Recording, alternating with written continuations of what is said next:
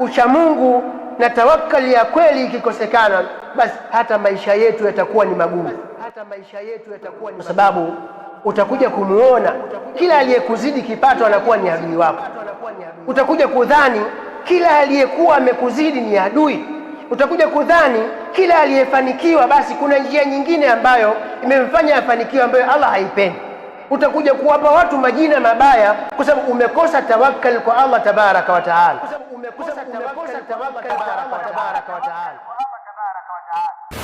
Umeshindwa kufahamu kwamba inna sa'yakum la shatta, utafutaji wenu ni tofauti na hata riziki zenu zitakuwa ni tofauti.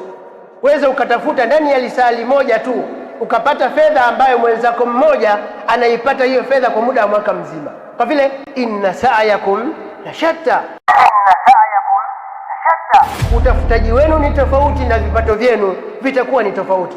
Pale ambapo utakapokuwa hauyaamini haya, basi utaanza kuamini kila aliyefanikiwa ni adui, na kila aliyekuzidi utadhani kwamba kuna njia nyingine ambayo ameipata ambayo sio katika njia za haya.